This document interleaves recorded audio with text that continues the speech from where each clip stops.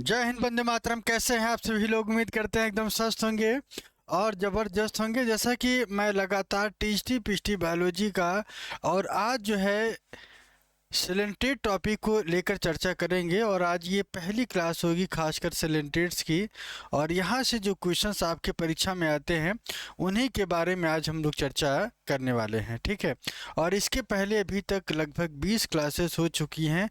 हम उन्हीं प्रश्नों के बारे में चैप्टर वाइज एनालिसिस कर रहे हैं जो क्वेश्चंस आपकी परीक्षा में अभी तक पूछे गए हैं। सिर्फ उन्हीं प्रश्नों के बारे में चर्चा करेंगे। हम मॉडल पेपर और जो है अनसॉल्व पेपर वो तो बाद में कराएंगे, लेकिन अभी मैं आपको बता दूं कि अभी केवल चैप्टर वाइज चल रहा है। तो आपको क्या करना है, अभी आपको सिर्फ और सिर्फ ये करना है कि प्रीवियस जो प्लेलिस्ट बनी है, ठीक है, एक ही प्लेलिस्ट में सारी चीज़ें हैं और उस प्लेलिस्ट को पूरी तरीके से आप ओपन करके हर एक पॉइंट का करें देख सकते हैं, ठीक है। तो चलिए देखते हैं पहले क्वेश्चन की तरफ। पहला क्वेश्चन क्या कहता है?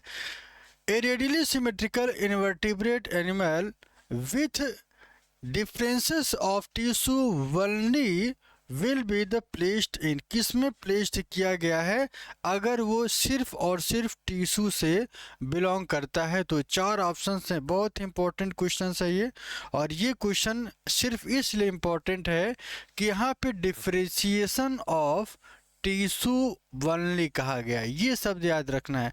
क्वेश्चंस को यदि आप अच्छे से पढ़ेंगे तभी आप उसका बेहतर सोल्यूशन दे सकते हैं, ठीक है। तो चलिए देखते हैं।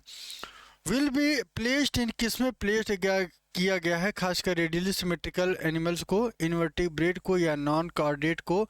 तो यहाँ पे ध्यान रखिएगा, जो ए रेडियल सिमेट्रिकल वाले स्पीसीज हैं, यहाँ पे सबसे पहले आपको ध्यान रखना होगा कि रेडियली सिमेट्रिकल की बात करें तो रेडियल सिमेट्रिकल में कौन आता है? सिलेंट्रेट्स आते हैं। कौन आते हैं? सिलेंट्रेट आता है, सिलेंट्रेट आता है। सिलेंट्रेट या इसे नाइडेरिया भी कहते हैं। और इनकी बॉडी कैसी होती है? कुछ इस तरीके से रेडियल सिमेट्रिकल पाई जाती है। रेडियल सिमेट्रिकल होता क्या है कि किसी भी बॉडी को जब आप समान तरीके से समान पोर्शन में डिवाइड होते हैं, और ऐसे करेक्टर को क्या कहा जाता है? रेडियली सिमेट्रिकल कहा जाता है। इस पॉइंट को पहले आपको समझ लेना है, ठीक है। अच्छा, दूसरी पॉइंट ये याद रखना है कि दूसरा पॉइंट ये आपको पता होना चाहिए कि जब ये क्वेश्चन पूछा जाए कि रेडियली सिमेट्रिकल किस में होता है और टिश्यू के फॉर्मेट में कौन डिफ्रेंशिएट नहीं होता है, तो आपको ये पॉइंट याद करना है, ठीक है। अच्छा, दूसरा ऑप्शंस की अगर हम बात करें पोरीफेरा की, तो पोरीफेरा एक ऐसा करेक्टर है, पोरीफेरा एक ऐसा करेक्टर है जिसकी बॉडी कैसी होती है? पोरस होती है। कैसी होती है? पोरस होती है। तो पोरीफेरा तो होगा ही नहीं। क्यों? क्योंकि ये रेडियली सिमेट्रिकल नहीं होता है, डिप्लोब्लास्टिक नेचर का पाया जाता है। तो ये तो बात क्रॉस हो गई। नाइडेरिया की बात करें तो नाइडेरिया ही एक ऐसा स्ट्रक्चर है जो रेडियली सिमेट्रिकल है। रेडियली सिमेट्रिकल का मतलब समान तरीके से समान भाग में सेंटर से डिवाइड किया जाए, ऐसे कैरेक्टर को क्या कहते हैं? नाइडेरिया कहते हैं, ठीक है। अच्छा, प्लेटी हेलमिंथीस की बात करें तो प्लेटी हेलमिंथीस जो है आपका ट्रिप्लोब्लास्टिक होता है। कैसा होता है? ट्रिप्लोब्लास्टिक का नेचर होता है। और यहाँ से एक चीज़ और ध्यान रखिएगा, यहाँ पे जो सिलोमेट की जो कंडीशन होगी यहाँ से शुरुआत हो जाती है, ठीक है। तो ऑप्शन की बात करेंगे तो ऑप्शन के आधार पर क्या हो जाएगा? यहाँ पे बी ऑप्शन इसका सही ऑप्शन होगा, ठीक है। अगले क्वेश्चन की तरफ चलते हैं। अगला क्वेश्चन क्या कह रहा है देखिएगा। अगला क्वेश्चन है which of the following is a coelenterate? कौन यहाँ पे सिलेंट्रेट है? चार ऑप्शंस हैं, और ऐसे ऑप्शन में आपको बहुत कंफ्यूजन होता है। और ध्यान रखिएगा, ये क्वेश्चन इसलिए दिए ही जाते हैं कि अलग अलग नॉन कॉर्डेट के अलग अलग शब्द मैच कर रहा है, बच्चे को कंफ्यूजन होगा। तो यहाँ पे कंफ्यूज नहीं करना है। आइए ऑपरेट करते हैं। सबसे पहले अगर हम सीफन की बात करें तो सबसे पहले आपका क्या आता है? सीफन आता है, और सीफन ही सिलेंट्रेट से बिलोंग करता है। सिलेंट्रेट टेरेटा से ये बिलोंग करता है। अब सी कुकुम्बर की बात कर लें। सी कुकुम्बर क्या है? एक तरीके का इकाइनोडर्मेटा है। क्या है? इकाइनोडर्मेटा है। ठीक है। अच्छा, और इसके बाद सी हॉर्स की बात करें तो यह एक तरीके का पीसेस की तरह काम करता है। सी लिली की बात कर लें, ध्यान रखिएगा, सी लिली भी एक तरीके का क्या है? इकाइनोडर्मेटा है। क्या है? इकाइनोडर्मेटा है। तो ये भी आपके दिमाग में, आपके जहन में होना चाहिए। तो ऑप्शंस की अगर हम बात करें तो सिलेंटेट कौन है? सीफेन को ही सिलेंटेट कहा जाता है। ठीक है, इसको ध्यान आपको रखना है।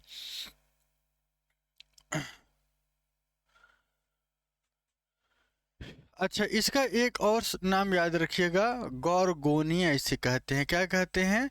गॉर्गोनिया इसे कहा जाता है। गॉर्गोनिया का मतलब क्या होता है? सी फैन, एफ के बाद जी, गर्ल फ्रेंड के भी तरीके से आप इसको याद कर सकते हैं। ठीक है, अगला क्वेश्चन चलते हैं। तो ऑप्शन क्या हो जाएगा यहाँ पे? ए जो है ए ऑप्शन सही हो जाएगा। अगला क्वेश्चन क्या है? Match list first and list second and the select correct answer from the code given below, list first and list second. ये लिस्टों को आपको मैच करना है। तो पैलियम है, ट्रोपैलियम है, नियोपैलियम है, और उसके बाद नेप्थोलियम है और निपोलिना है। ठीक है, चार ऑप्शंस में आपको बताना है कि मैचिंग करने का ये क्वेश्चंस है, और इस मैचिंग वाले क्वेश्चंस में आपको बताना है कि कौन सा सही हो जाएगा। पैलियम से आपका मैच हो जाएगा मसल्स, ध्यान रखिएगा। पैलियम से अगर मैच कराएंगे तो ये मसल से अटैच होगा। उसके बाद जब आप ट्रोपैलियम से देखते हैं, जब आप ट्रोपैलियम से देखते हैं, ट्रोपैलियम से आप देखेंगे तो ओबिलिया मैच करेगा। क्या मैच करेगा? ओबिलिया मैच करेगा। इसके बाद नियोप्लाइना की बात करें तो इसे मैमल्स, मैमल्स जो है इससे मैचिंग होगी। ठीक है। अच्छा, नेप्थुलिनिया की बात करें तो नेप्थुलिनिया एक जो है एक तरीके का मोनोसिस्टिस से बिलोंग करता है। किससे? मोनोसिस्टिस को बिलोंग करता है। मोनोसिस्टिस को बिलोंग करता है। तो यहाँ पे आप देखेंगे ए ऑप्शन यहाँ पे पूरी तरीके से आपका सही हो जाएगा। ठीक है, अगला क्वेश्चन देख लेते हैं। और अगला क्वेश्चन क्या कह रहा है? अगला क्वेश्चन है, study the following statement about the एडेम्सिया and the select your answer from the answer code. कौन सा एग्जाम्पल सही हो जाएगा? आइए देख लेते हैं। खासकर एडेम्सिया की बात करें तो यह एक तरीके का पैरासाइट है। It is an example of commensalism. It is called sea anemone. It is also called hermit crab. यहाँ पे अगर हम आपको बताएं कि अगर ये एडेम्सिया की अगर हम बात करें तो एडेम्सिया के एक और नाम से जानते हैं जिसे हम सी एनिमन कहते हैं। क्या कहते हैं? सी एनिमन कहा जाता है। एडेम्सिया को सी एनिमन कहते हैं। क्या कहते हैं? सी एनिमन कहा जाता है। ये आपको ध्यान रखना है। ठीक है। अच्छा, और इनका जो लिविंग रिलेशनशिप है ये कॉमन सेलिज्म के फॉर्मेट में रहता है। कॉमन सेलिज्म के फॉर्मेट में ये दिखाई देता है। कॉमन का मतलब क्या हुआ?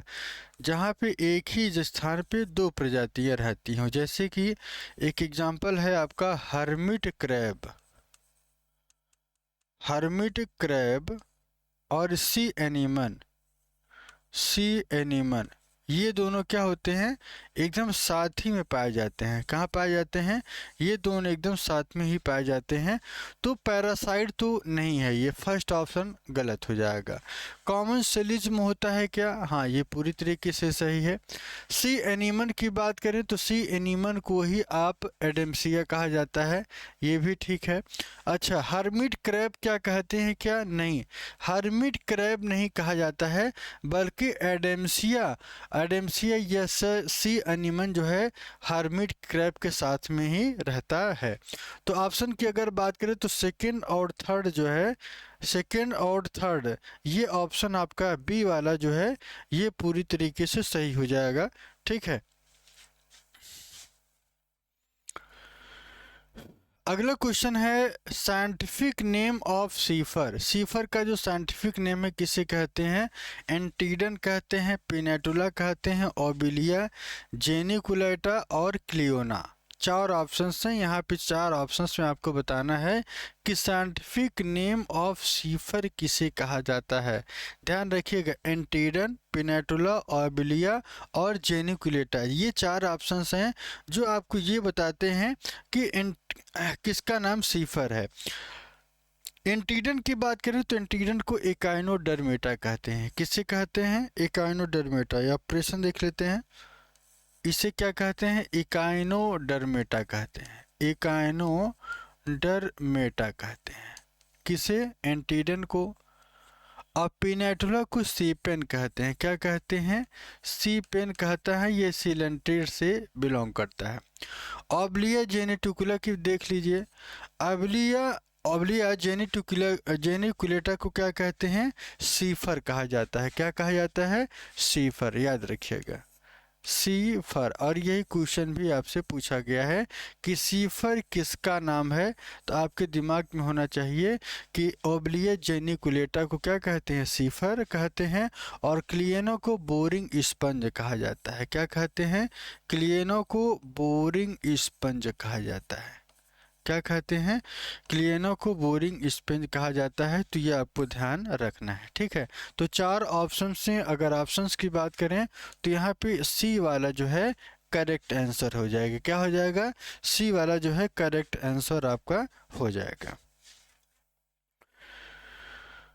अगला क्वेश्चन देख लेते हैं, which of the following animal is pelagic. Pelagic का मतलब क्या होता है? सबसे आपके पहले ये पता होना चाहिए। पेलाजिक का मतलब ये होता है कि ऐसे एनिमल जो एकदम फ्री तरीके से क्या करते हैं? ये हवा में उड़ते हैं। फ्री स्विमिंग का मतलब क्या हुआ?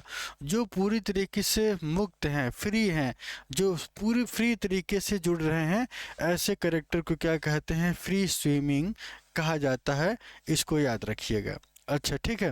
अच्छा, यूप्लेक्टिला, नॉक्टिलुका और फाइसेलिया, ये तीन ऑप्शन में आपको ये बताना है कि पेलाजिक कैरेक्टर को कौन शो करता है। यहाँ पे आपको बता दें कि सब के सब जितने भी एनिमल हैं, सब के सब ये पेलाजिक नेचर को देखते हैं। कैसे? पेलाजिक एनिमल ही दिखाई देते हैं। बी और सी, नॉक्टिलुका और फाइसेलिया, ठीक है, ये भी सब उसी में आएगा। आप इसको ध्यान रखना है, ठीक है।